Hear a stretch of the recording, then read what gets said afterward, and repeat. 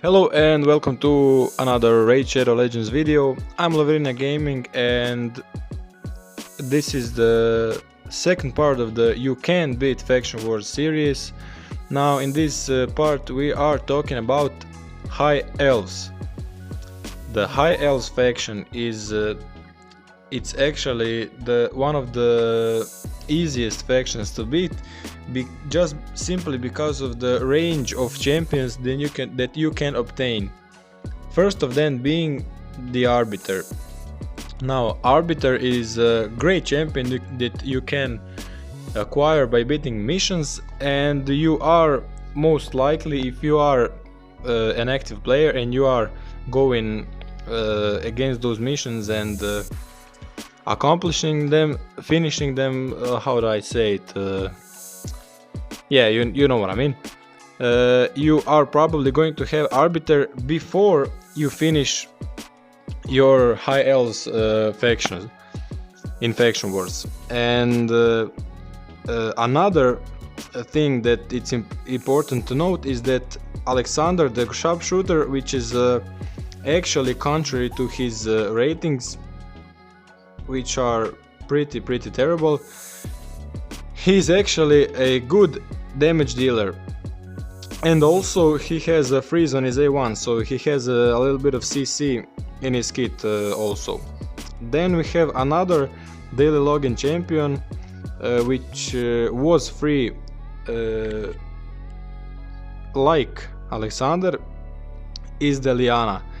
Now as I'm saying this, most of the people that have new accounts that made free to plays for their second accounts and so on, they are not going to have those daily logins unless they pull them. So we are going to how do I say it, not mention or consider the players not having those legendary champions, and going over the epics, rares and uncommons, which are, and these champions are really great for you to beat Faction Wars. Now we are starting with one of the Raid's favorites. It's Royal Guard, the great damage dealer who has decreased defense A1, big hitting A2 and decreased speed and decreased turn meter A3. Really great. Moving on. Terrell, an old school champion, really great decreased attack on his A1, very important. Decreased defense on his A2, 4 turn cooldown, but nevertheless still awesome. A3, which has a decreased turn meter by 50%, and if the turn meter is fully depleted, places a stun for 2 turns. So imagine stunning those side adds of the boss for 2 turns. It's like deleting them out of the battle. Next is actually the Epic Champion, which is one of the new champions which I don't have, and I'd really like to get him, because this champion, let me tell you, he looks awesome. He just looks awesome. Stun on his A1, AoE on his A2, provoke counterattack, continuous heal A3. Now if we read his kit backwards, you're probably going to use him by open with his A3, counterattack, bam, stun. Enemy stunned, you have counterattack on this champion, and the continuous heal. He is HP base, so he can tank those hits, A1 hits from the enemies. Then when he counterattacks, because of his counterattack buffs, those provoked enemies, he is stealing 50% of the target's turn meter. Now, because the enemy has just started his turn, ended his turn, I think it goes like that, ended his turn, the enemy gets his turn meter fully depleted if this procs and has a chance to get stunned. So really great skill. And then to add it all up, he has a decreased attack AoE on his albeit it's 75% chance on a 3 turn cooldown, but yeah, still great. Next is Endalia, another HP based champion, AoE A1 provoke, A2 AoE 100% chance decreased attack on a 3 turn cooldown, and has an awesome passive which when booked means that she is always counter-attacking when hit by champions under decreased attack debuffs. So yeah, if you bring another decreased attack champion like Tyrell or other ones that we're going to speak about in this faction, she's going to be counter-attacking like crazy and placing that A1 provokes. Tenasil, great support champion, 50% chance when booked A1 to place a sleep. His A2 is a very good heal on a 3-turn cooldown and placing increased defense, and he heals based on his max HP, so that means that you can control the amount of that he heals your champions. A3 is, I mean, you're going to use it because it's a skill, but it's really nothing too special. It's kinda trash in today's raid. Lutia, she's a damage dealer, poison A1. She has freeze on random and AoE decrease speed. AoE decrease speed is usable, and it's a great ability, poison A1. So yeah, you can use her in those early stages of the faction wars bosses. I mean, to like 15. What's the stage? Stage 15, I think it's a boss, and so on. And she's going to help you kill that boss pretty fast and control the enemies to slow them down with her A3.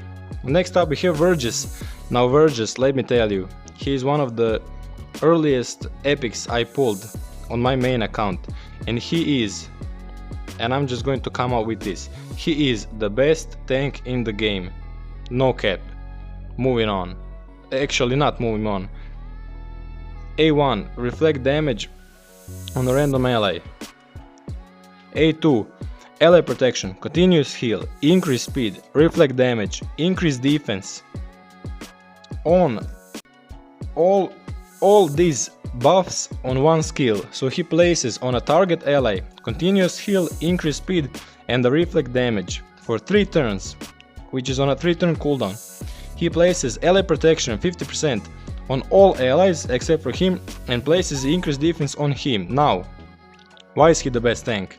If you book his passive to 1-turn cooldown, that means that this champion, whenever he's hit, he places, when he loses 10% or more from a single hit, he places a shield equal to 10% of his max HP.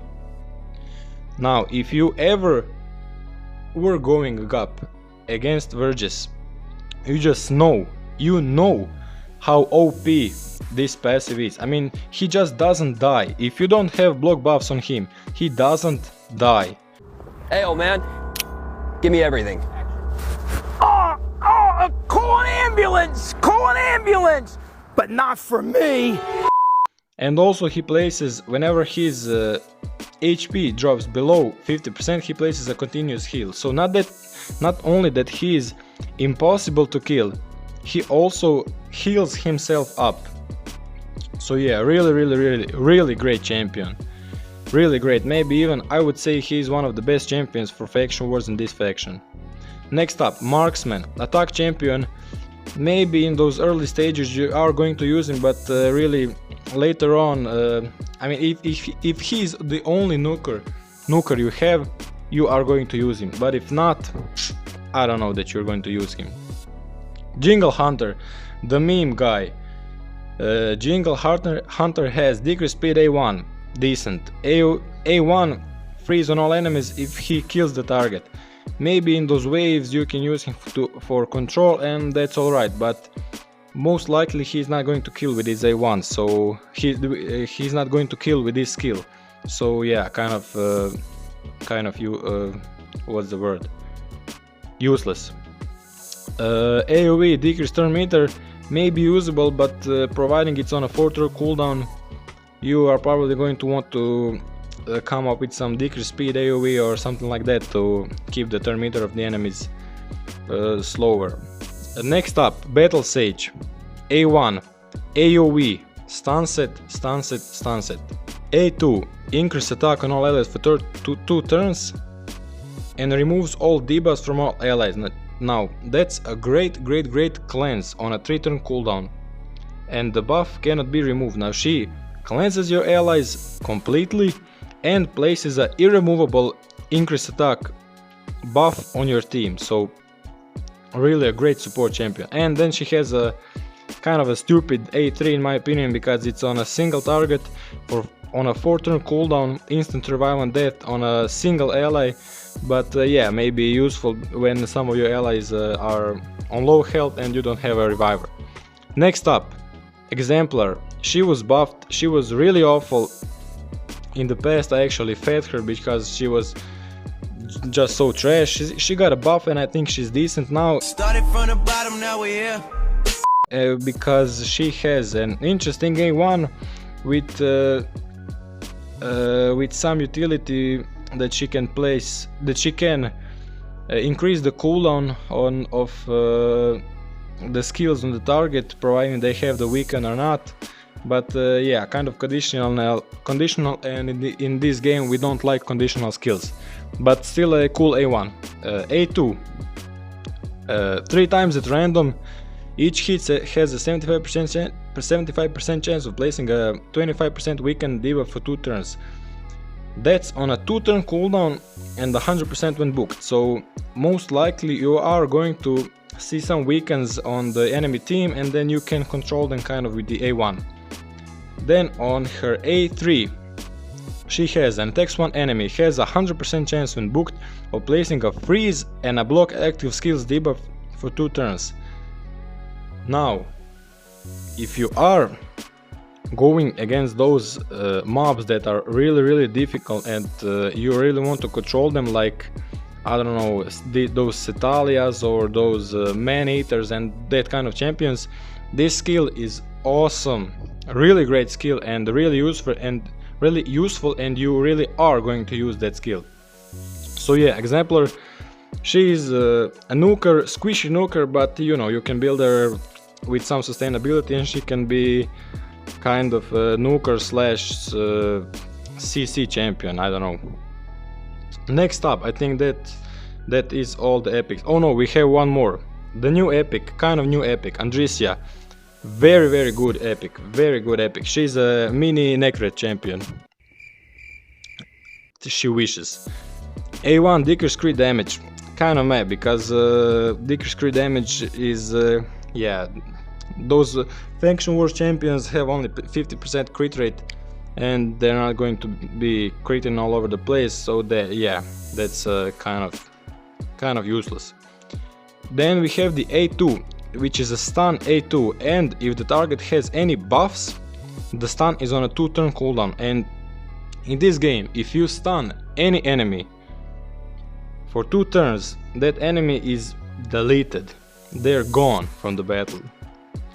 So yeah, this is a really good skill. A3, AoE, increasing the cooldown duration of all enemy buffs by 2 turns. So if you are going against those man-eaters, he places those what's it called, unkillable and block debuffs.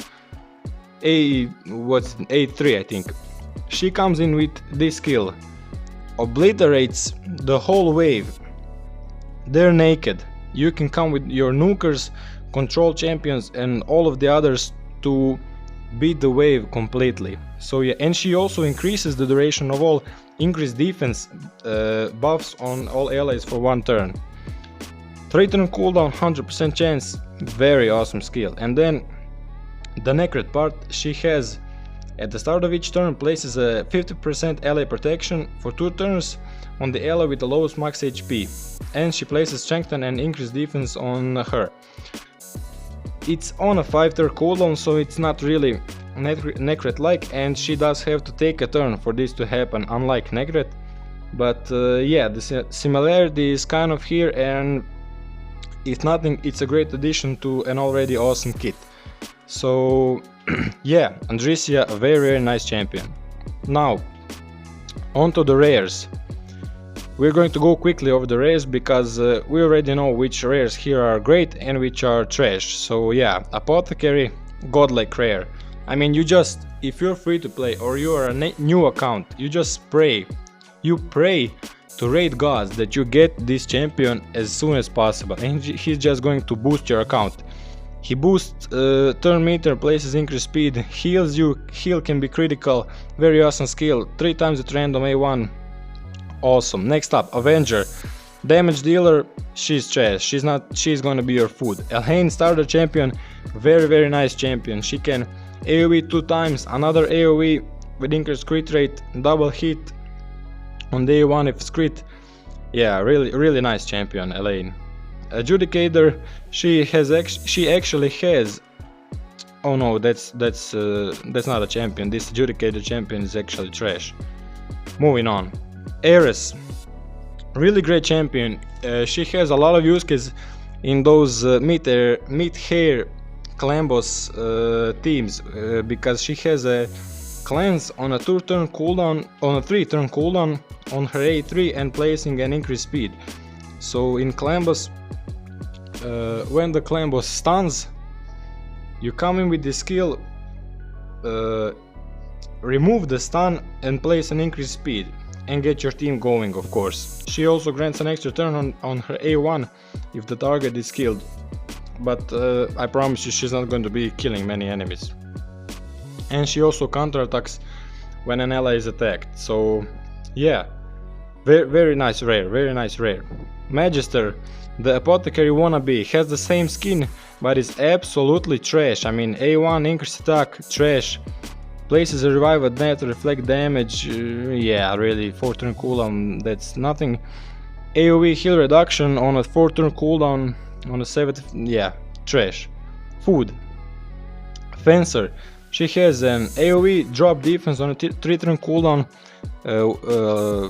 weak decreased defense, it's a low decreased defense, 30% chance, but nevertheless it's decreased defense and it's helpful and it's good. Then she has attacks one enemy and places a stun on 100% chance.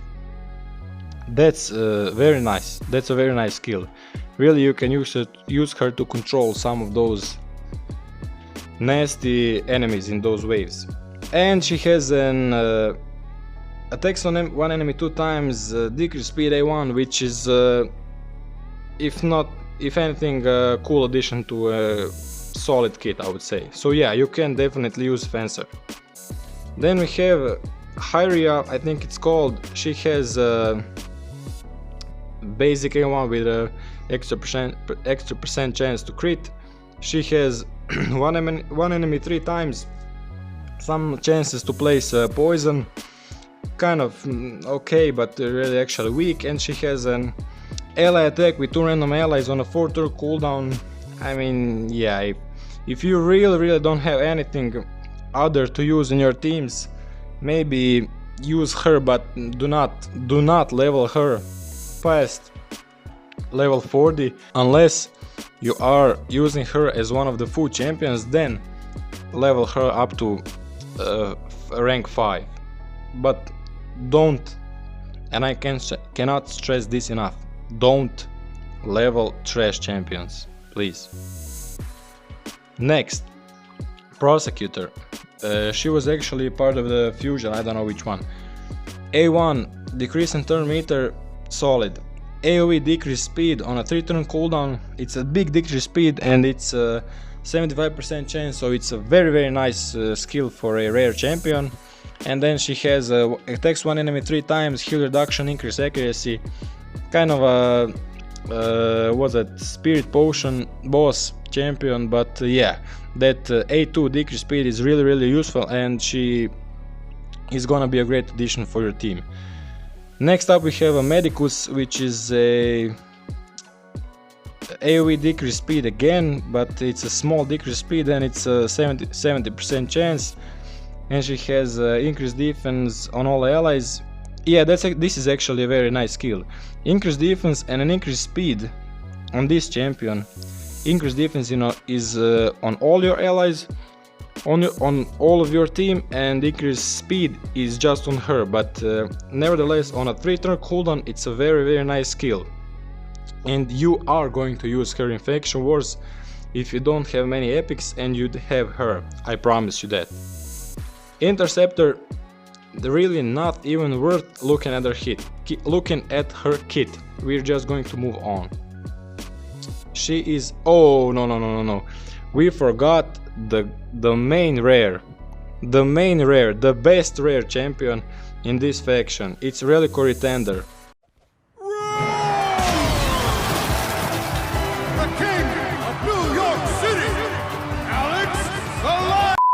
Reliquary Tender fans know about her. She has an decreased attack A1. I think it's what's this, 50% chance to place it. It's a weak A1, but nevertheless it's going to help you lower the amount of damage that your team takes from the bosses and etc. Then she has an AoE cleanse. Then places a continuous heal on all allies for 2 turns on a 3-turn cooldown. A2 skill. Very, very, very nice. Very nice. I mean, those types of skills are very rare to find on a rare champions.